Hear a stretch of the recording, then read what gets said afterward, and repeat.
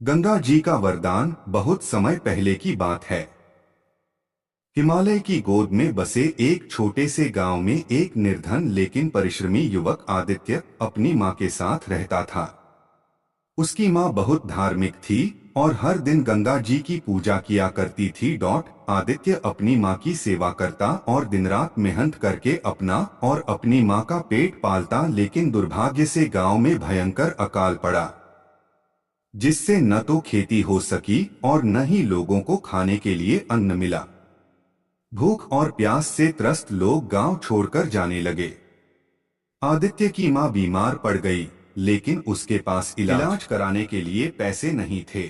आदित्य निराश हो गया, परंतु उसने हार नहीं मानी। उसे याद आया कि उसकी मां कहती थी, गंगा मां सबकी विपदा हर लेती हैं। अगर सच्चे मन से उनकी आराधना की जाए तो वे कभी किसी को निराश नहीं करती। आदित्य ने निश्चय किया कि वह गंगा जी की शरण में जाएगा। वह पैदल ही लंबी यात्रा तय कर गंगोत्री पहुंचा। वहां उसने गंगा जी के किनारे बैठकर कठोर तपस्या शुरू कर दी। उसने न अन्न खाया न जल पिया।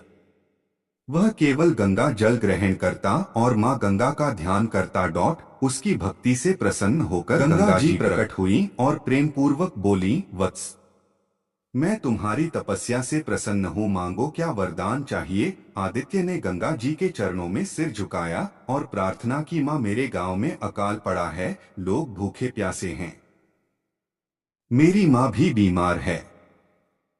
कृपा करके मेरे गांव को जल और अन्न का आशीर्वाद दें। गंगा जी मुस्कुराईं और कहा, तथास्तु। तभी वहां एक चमत्कार हुआ। आदित्य के गांव में एक नई धारा फूट पड़ी, जिससे खेतों में हरियाली छा गई। गांव में वर्षा भी हुई और कुएं व तालाब जल से भर गए। लोगों को फिर से अन्न मिलने लगा और उसकी मां भी स्वस्थ हो गई। आदित्य ने जब गांव लौटकर यह देखा तो उसकी आंखों में खुशी के आंसू आ गए। गांव वालों ने गंगा जी का धन्यवाद किया और उनकी पूजा करने लगे।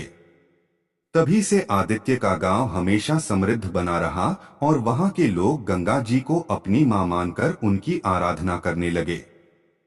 है शिक्षा, सच्चे मन से की गई प्रार्थना और परिश्रम कभी व्यर्थ नहीं जाते। गंगा मां जैसी शक्तियां हमेशा अपने भक्तों की सहायता करती हैं।